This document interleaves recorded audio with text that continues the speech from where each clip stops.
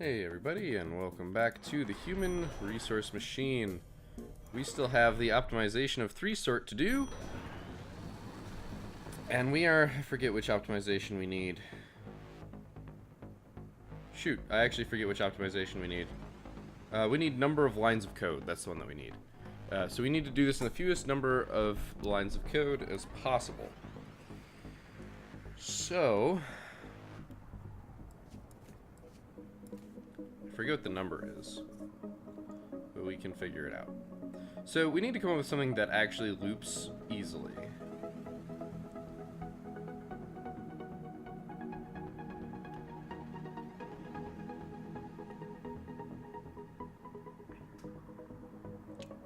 I have an idea, and I mentioned it last episode, and it was that bumping everything negative. Bumping everything until it was negative. So, or bumping if it was 0. So, do we have negative numbers? I don't think we have negative numbers.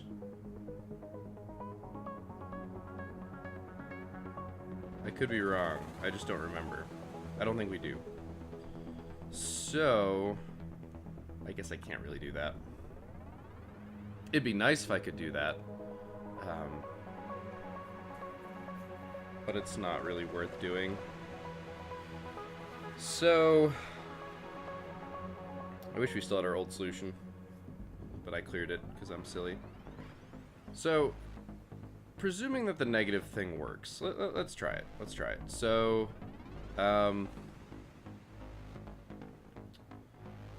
basically this is our initial conditions.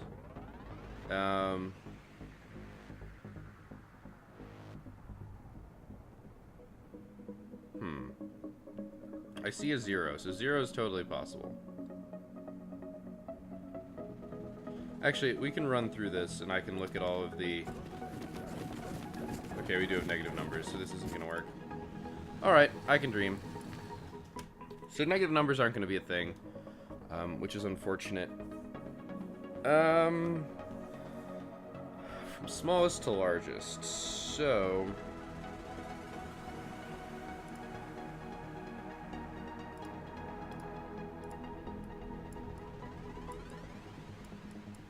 Smallest, the middle, and the largest. And that's A, that's B, that's, whoopsie. That's C. Alright, so we don't want to copy to A initially, if we don't have to. We want to copy, we're going to presume that the first one's the smallest.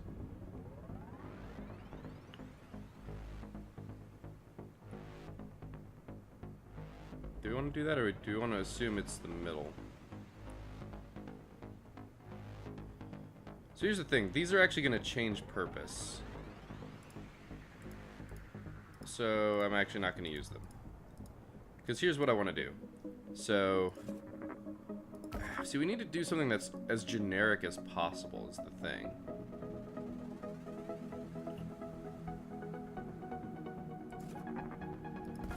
Oh, man. This is a brain burner. We need to do something as generic as possible. So what we did last time was basically going through the multiple cases and how they worked. And that gave us speed optimization in terms of the number of instructions executed, because we saved a lot of time. Here, we don't have to worry about time, we just have to worry about having a generic enough algorithm that we don't need to do as much. So, if we copy to A, copy to B, copy to C, we go, hey, oh man, we need switch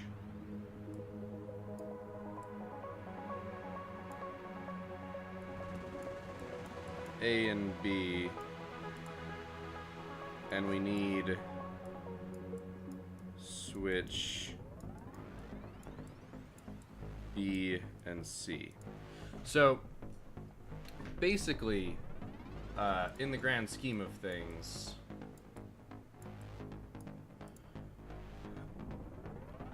these are important. So if we have any orders, when we compare two, we need to switch them. The only switches that'll be made are between A and B and B and C.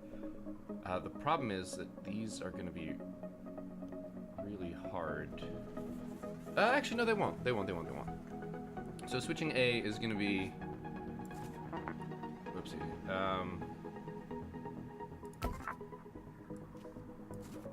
Copy from A, copy to temp, copy from B, copy to A, copy from temp, copy to B. That's a lot of lines of code for this. That's a lot of lines of code. I don't like that. Oh, let's do it anyway. We can maybe find optimizations out later. Actually, no. Yeah, no, there are times where we're gonna have to switch A and B. I was like, well, if we check these first, we can put them in the right order, but that doesn't actually help. Oh, man.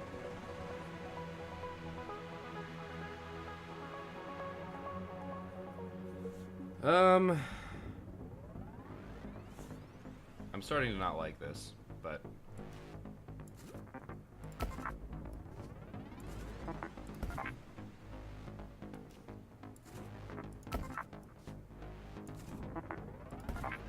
In fact, I'm very confident this isn't going to work in the number of instructions desired. Okay. So this switches A and B, that switches B and C. So after we get here, we have to start our loop. And these are going to jump always back to the start of the loop. Because after we execute these, we need to check the loop all over again. So the first thing we do is we already have C. No, that's not true. We don't necessarily always have C. So we have to copy from A. Then we subtract B. If it's negative,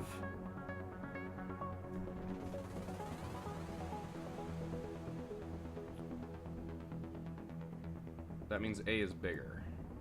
No, that means A is smaller and we're good. So we actually need to copy from B and subtract A. If we copy from B and subtract A and it's negative... Wait.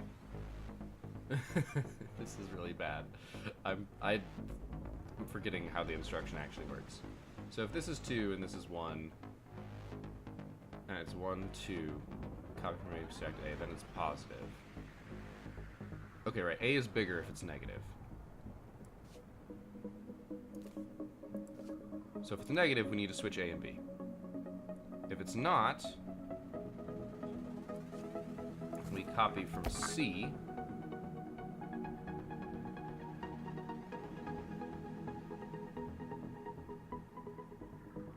We don't need this jump yet. Copy from C, subtract B. If that's negative, that means that B is bigger.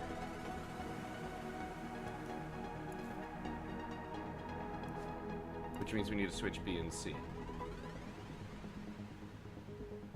If all of that works, if it gets through all of those and it doesn't jump, that means it's in order.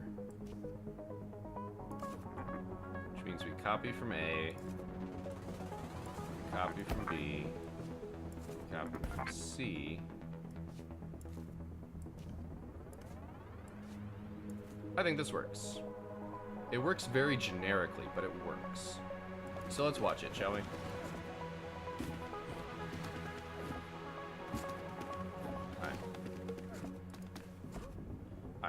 Alright, I want to start at the loop, because the loop's the important part. Alright, so this is bigger. So it's negative. Cool, we need to switch A and B.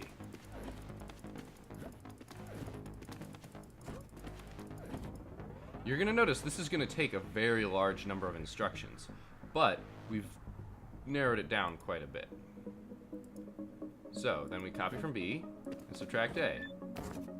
We just switched them, so we know it's going to be positive. Great. So then we copy from C, subtract B.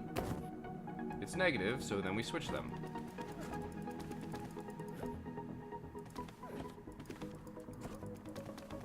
Works like a charm, right? Now the thing is, because we're going back and evaluating the start of the loop, we're going to note that this is negative and those need to be switched. So we've very much flushed out some very specific cases. But look, they're in order. So we're going to do this check again, running through the loop.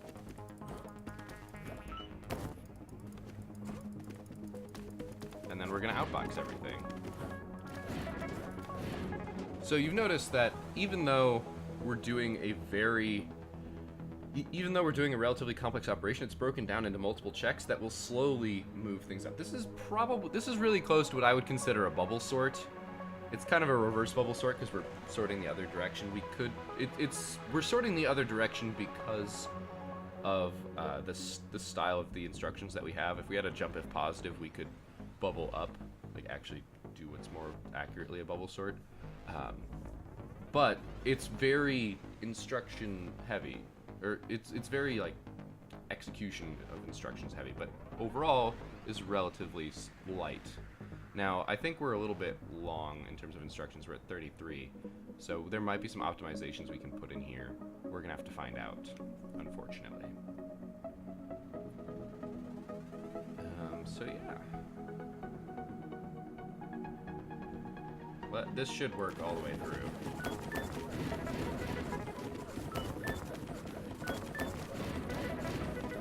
It just takes a lot of time. I think we need 3 less instructions. Oh! We got it! And this is gonna be terrible. Yeah! But, hey, guess what? We did it, the size challenge. So, the key was to use something that you could repeat a lot, because you are executing a lot of instructions, but you don't have very many. Ta-da! Achievement unlocked. Blue Optimization Award. Fantastic. Let's watch the cutscene.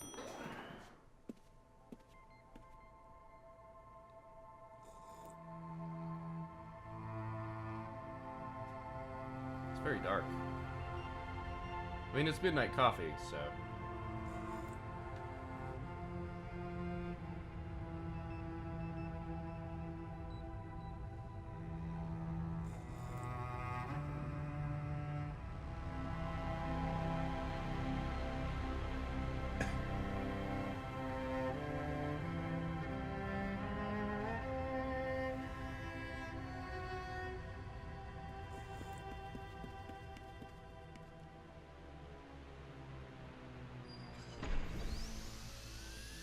Well, what?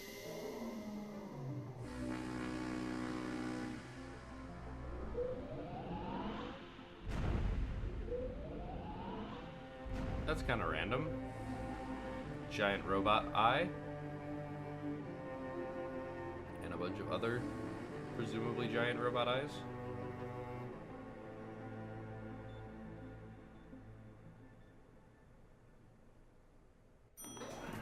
Interesting. Korea Milestone 4 unlocked as an achievement. Alright, so we can do some more stuff. We're actually getting really close to the end here. That's really sad. Oh gosh, are these going to be super easy? Ooh! Big changes are coming! But I see you already know that. Yes, you can now access slots on the floor indirectly. What does that mean? Oh, good. We get to do indexing! It's going to change everything.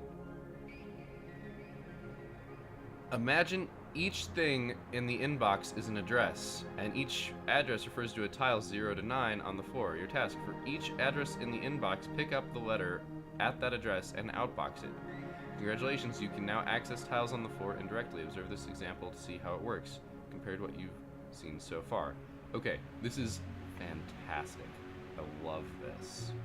So, let's look at what they say. So, copy from 12. It's going to copy 8. Copy from 12. Oh my god. Oh my god. We have indexing. It's not great, but it's something.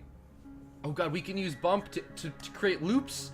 Oh, tools. Programming tools that I've wanted for so long. They are finally ours. Okay, I will stop going absolutely crazy. But oh my gosh, this is like what I've been waiting for so long. Alright, so the difference here is copy from 12 is actually going to attach 12 here. Copy from 12 copies from the address at 12. We're kind of using some pointers here, kind of, not really, but it's something like that. It's saying what's at 12, use that to point to stuff. So we are going, oh yeah, whoopsie. So let's go ahead and, no, we don't want to clear this, we want to copy it, we want to clear it. All right, so we are going to inbox, copy to 12,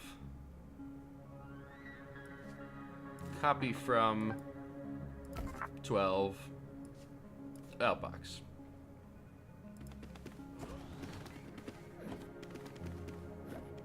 So it tells us where it's going. Now, if we could do it with what we were holding, that would be great. But that's okay. We can make loops now, and that is all I want. That's all I want. I'm pretty sure this is guaranteed to be optimized. They're just teaching us how this works, so.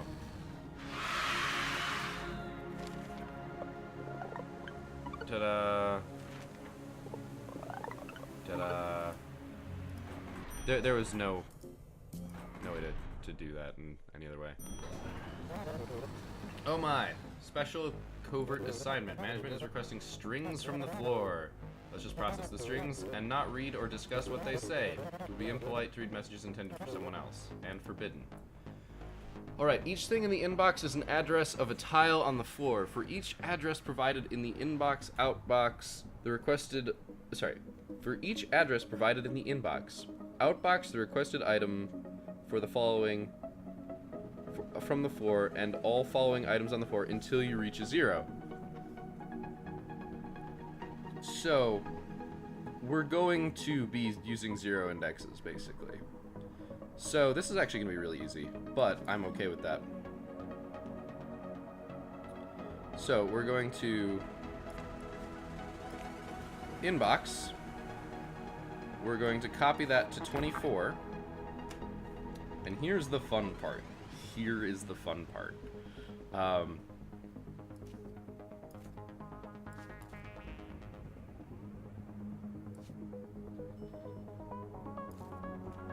Yeah. Okay, so here, we're going to ignore the jumps just for now. We copy to 24. We are then going to copy from what's at 24. Because that's going to point us to our first one, in this case 4. We then have to check if it's 0. Because if it's 0, that means we're done. If it's 0, we're done. Otherwise, outbox it, bump 24,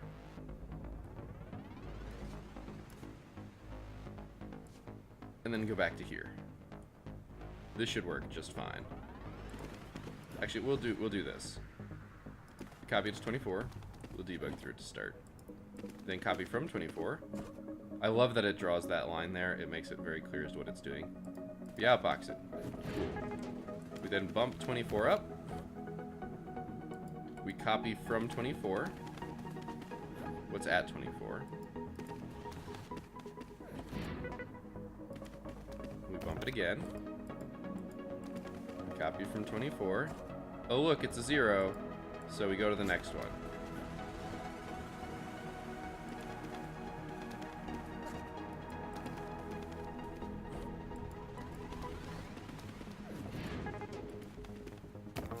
And we keep going.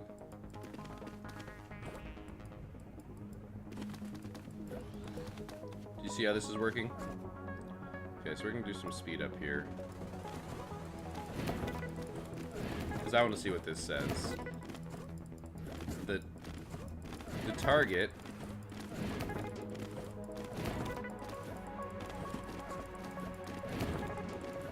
XXX is... Actually, I could just do this. Make it a little bit slower, but have it play.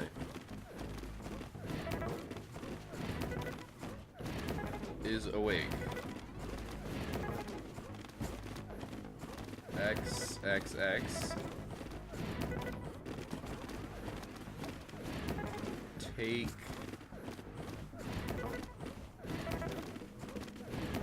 this XXX. Okay. Fun. But you can see how very, like, we have a loop. We have the ability to loop with this bump and a check if zero. Like, we have the ability to run a loop because we can copy from and bump.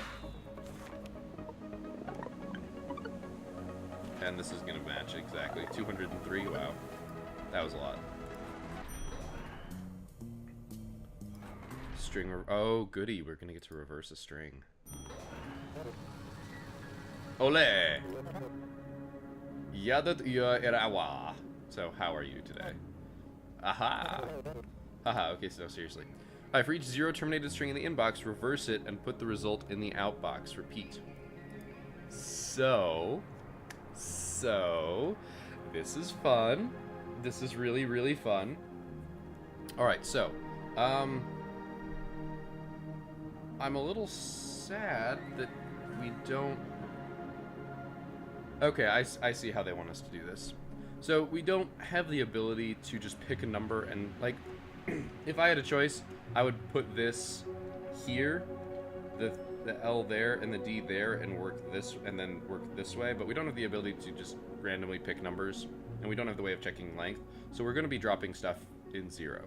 So, we're going to inbox, we're going to copy it to what's at 14, we are then going to bump 14, because that's this is our index. This is where we're placing next.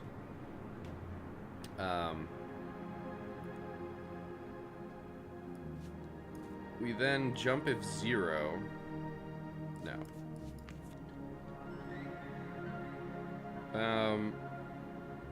We have to do the jump if 0 on the inbox.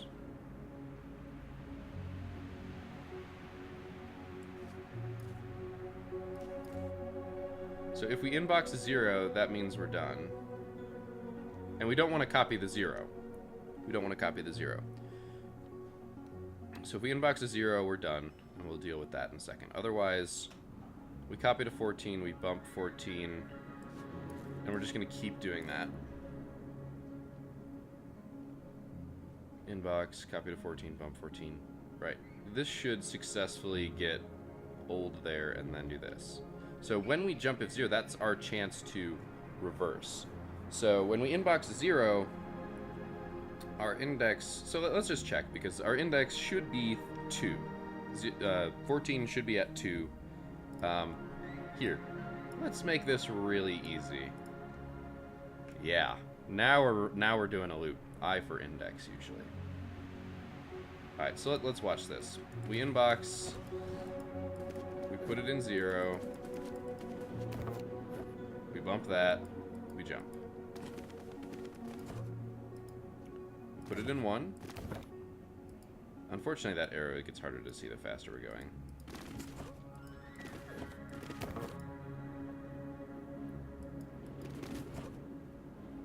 Interesting. Our index is actually higher than I want it to be.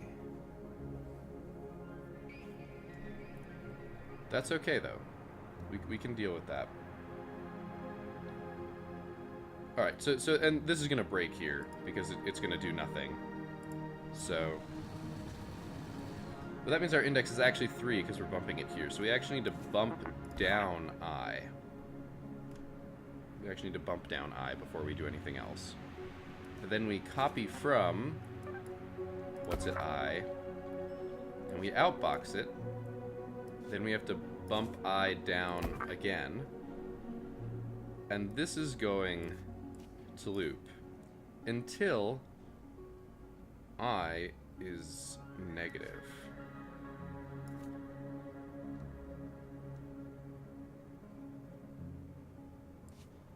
This actually isn't going to work.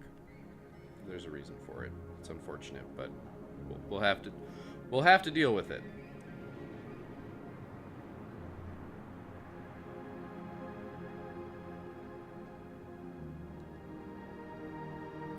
No, we don't. No, we won't.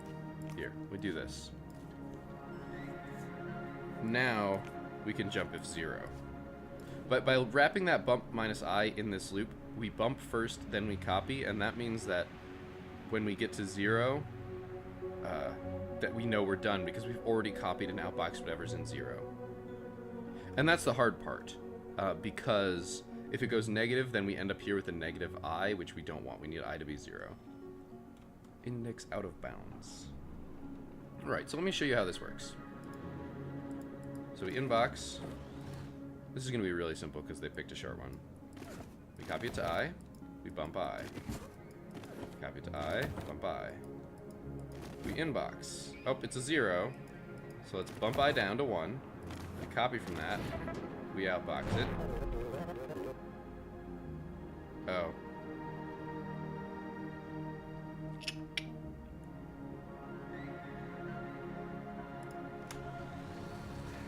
Right, that jump of 0, we need to...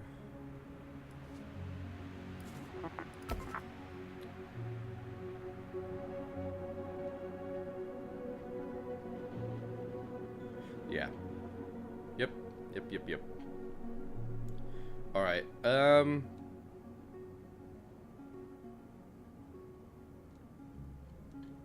I don't like this. We might be one instruction past, and then we'll have to deal with where the bumping happens. Because I think if we move this bumping to first, we can get away with some other shenanigans, but we'll have to see. Actually, no, we won't. So this will work. At least for... Yeah, no, it should work. Bump I. Get a 0, bump I down, so we copy from where that is.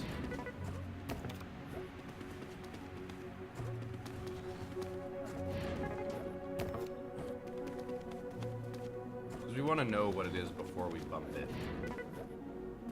It's 0, so we start over. And this will work.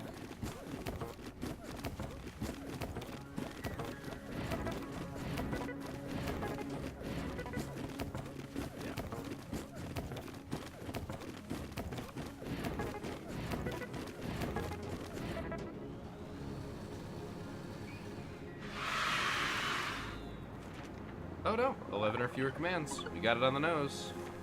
And the speed challenge, we did it a little bit faster somehow. I don't understand where that discrepancy comes from because 4, whatever. Check, please. I want to see if we can get this done in this episode. 2 cutscenes in 1 episode. Inventory check, accounting verification, surprise audit. These are a few of my favorite things. I feel like I should have sung that then. So let's get started. For each thing in the inbox, send to the outbox the total numbers of matching items on the floor. Wow. Okay, so we're gonna inbox.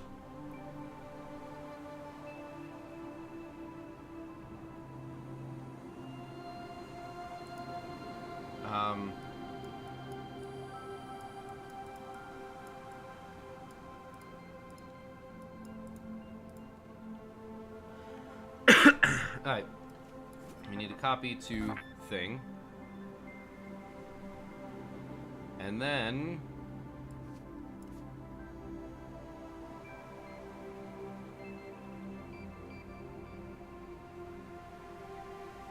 Wait, what happens if we I've never tried, like, adding to numbers. What happens if we do that? Obviously, that's what we have to do. So, we're going to copy from I.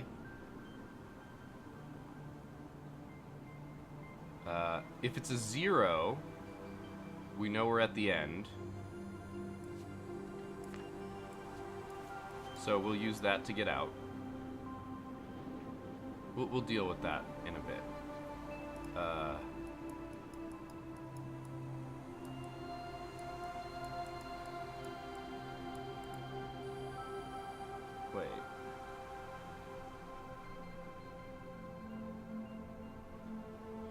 Okay, we need to...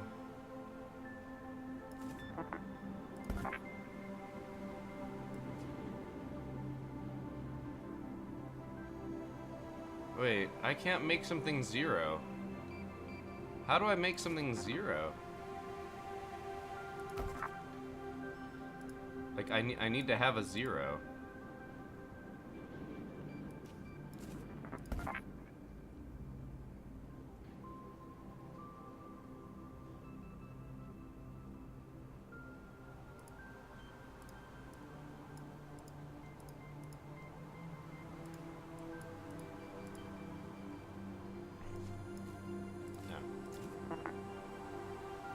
No, never mind. We had it right.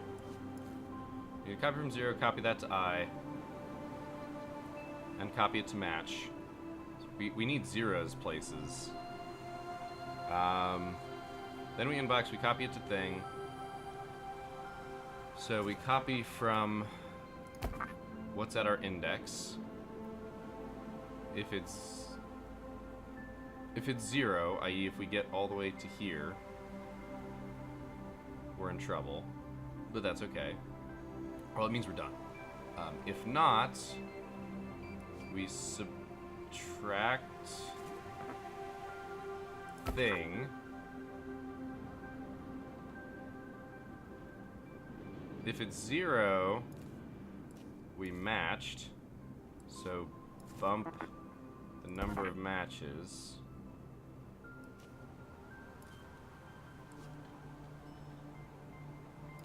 And go back, otherwise always go back.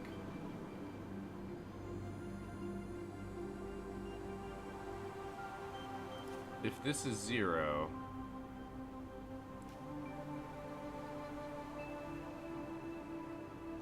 we're done. We copy from the number of matches, we outbox it, and then we jump all the way back to the start. I have no idea if this is going to work, but we're going to find out. Alright, so let's set up our initial conditions. We need a 0 index, we need a number match. Alright. We copy it to thing. So now we copy from what's at I. We sub thing. Okay, that works. So, for those of you who aren't aware, letters and strings are numbers. In memory, they're numbers. They have to be. Things can only be numbers in memory. Usually they're, depending on what you're using, they're usually 8 bits or a byte. Generally, A is actually, I think capital A is 32. It's actually irrelevant in whether, because you can be using Unicode, ASCII. There's a whole bunch of ways to quote-unquote encode letters. But it means that if 2 letters are equal, numerically behind the scenes they're also equal, so a subtract actually works. You can think about it being similar to A is 1, B is 2. What happens when you subtract B minus B? It's kind of like algebra. You end up with 0 because B equals B. It's weird, but it works. So if it's 0, hey look, a match. So we bump the number of matches. And then we, oops.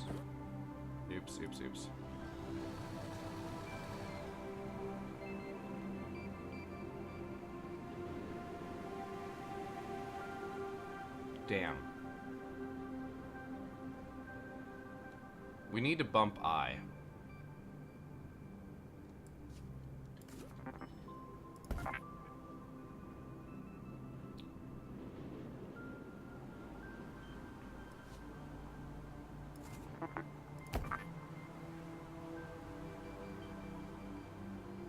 I really hate that we have to put that in 2 places.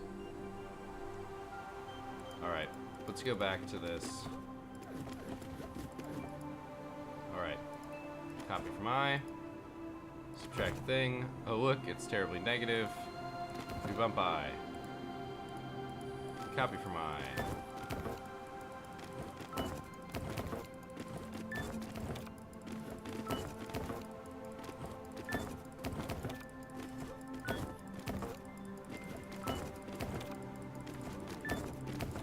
Also, if our loops are off, we're going to be off by a ridiculous number of instructions, because we're doing this 14 times. Alright, the next big thing to check is whether the 0 ends it or not. Copy from I. Is it 0? Yes. Copy from the number of matches and output. Then we start over. Okay, this should work. This is going to take a little while. I don't think we're going to get any optimizations on this. I think we've got too many lines of code. And basically in this execution, too many lines of code is directly correlated with too many instructions. Because we're guaranteed to execute each loop 14 times. We're guaranteed to do 14 comparisons for everything that shows up in that inbox.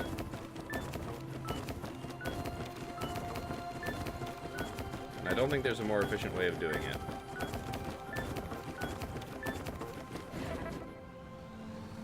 And it works.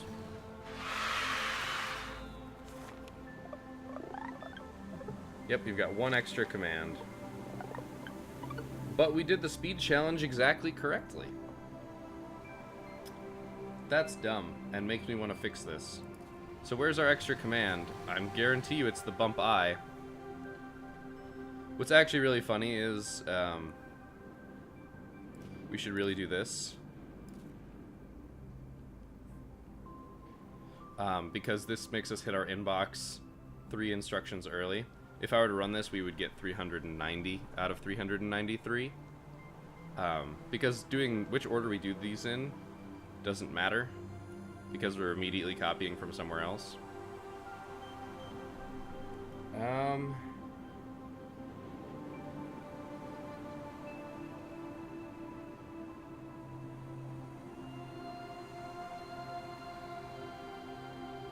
Okay. We don't have a way...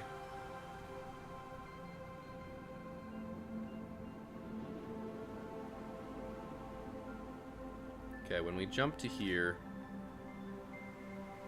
Yeah, we absolutely have to do this. So yeah, it's this bump I.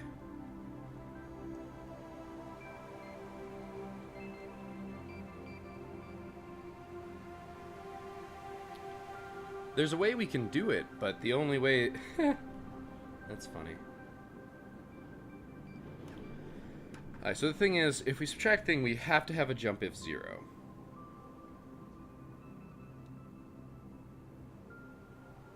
We can't make these fall through on each other either.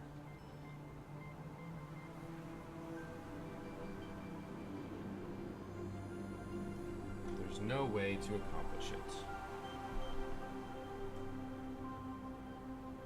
So... So we have to set up these things.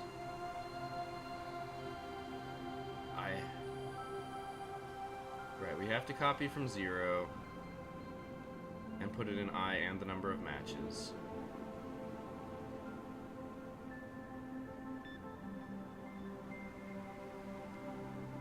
Yeah, we have to do that. We have to copy what's in the inbox to the thing. 100% must. We have to copy from I, or what's at I.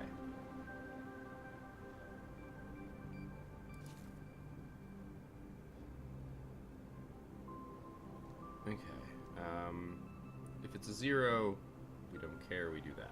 Great. We're currently holding it, so we have to subtract thing.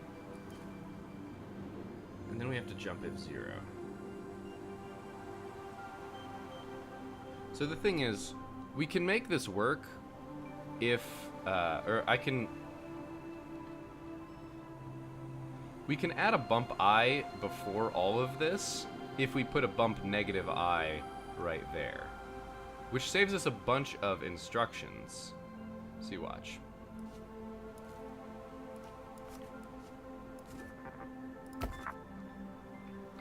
This will work. We bump it to negative, and then we bump it up 1. And this will work just fine. And while it's running, we'll look at things. We're going to come in way under on terms of the number of executions, but we're still 1 too long in lines of code. Because we got rid of these 2 being here.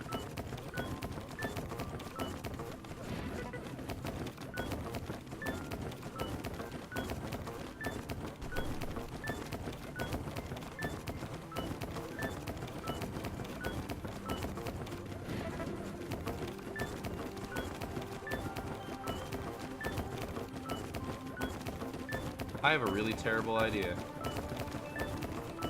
That also doesn't work. Damn it. I'm trading instructions. Yeah, still at one more. But our speed challenge should be... Oh wow, our speed challenge is longer. Interesting.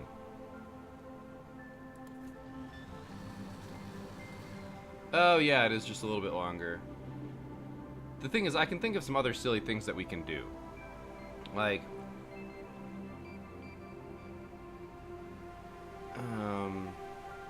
No, that actually doesn't work. Just trying to get rid of instructions is actually rather hard to do. Basically, the jumps are what we need to get rid of.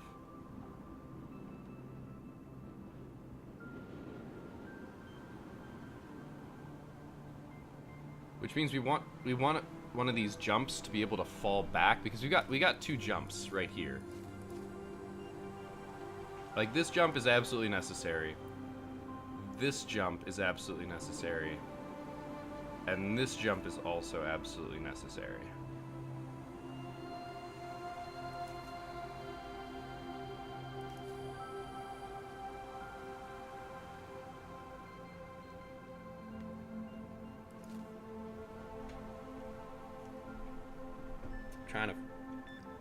Trying to think.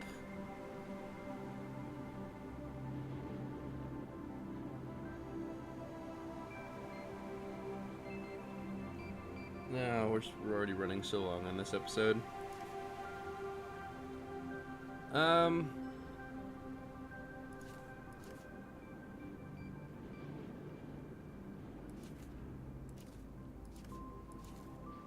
There's no way to consolidate down these jumps because there's no way to get them to fall through, because there's no reason to have them fall through. Now the thing is, we could always skip the first one, but that's obviously the wrong choice.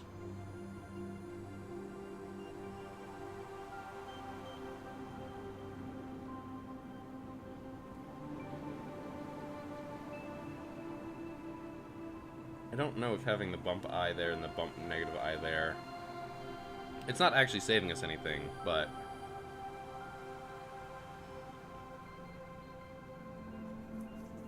I'm wondering if there's a way to tie these together, because it's got to be one of these jumps.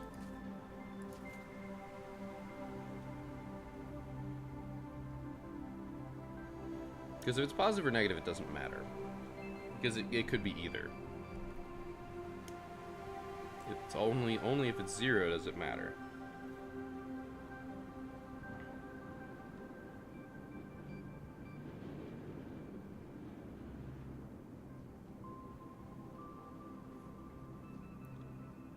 Because I can... See, I can do something stupid here.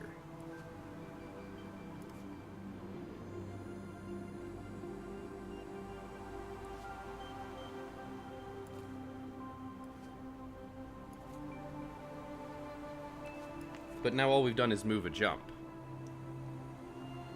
We actually haven't accomplished anything. We're still at 17 commands.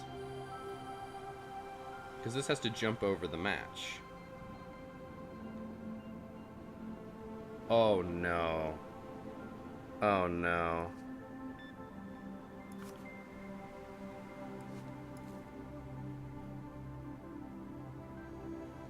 I did it, but I hate it. So, we're always bumping match, we're always bumping I. The difference is that this jump will actually go here. Sorry, that's where that should go. This is like rotating the loop. I don't know if that makes any sense, but we're moving things so that the jumps work better. So what happens is, I initially made it so that we were copying -1 into I so that we could initially bump it here. But instead of copying 0 into match, we copy -1, which we have right here from bumping I, into match, and then we always bump match through here, which lets us fall through these jumps, if that makes any sense. But that way, this jump if 0 can hit this and just fall right into the loop without having the extra jump up to the loop. That's what we got rid of. we end up with our initial conditions still before the loop starts. It's just really janky. I mean, this is a pretty good rule of thumb. This is what happens when you are trying to optimize code in weird ways. Number of instructions, 17 versus 16 for something that is clear. Obviously, my preference is for code clarity. Like, I feel like that's relatively obvious over the things that I've discussed in the past. And some people disagree with me, but it's very much a preference. I prefer code to be very clear about what it does and slightly less efficient. Because the person who has to maintain your code might not be you. And that's just preference. It makes it harder for the people who have to maintain your code. I wonder if this actually optimizes both or not. I think it doesn't. I mean, this is right, but this should be wrong. Oh no, we got it, and we got it with 5 instructions to spare. So, where's Carol? We'll watch this cutscene, and then we'll call it an episode, I think. Hey, where's Carol? There's Carol. Oh my god. This coffee is amazing. Back to work, ladies.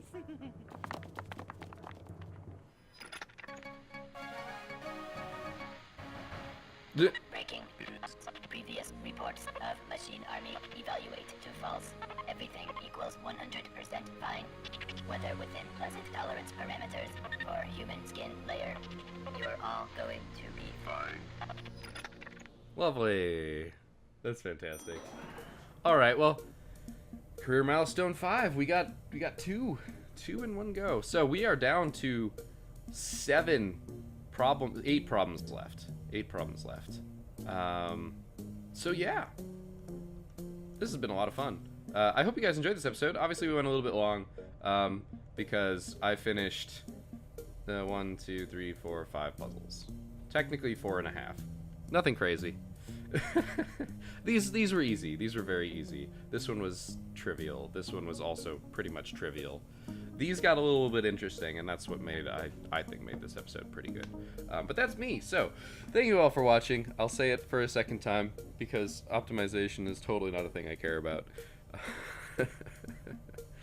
I hope you enjoyed it. I will see you next time, and until then, keep your gears turning.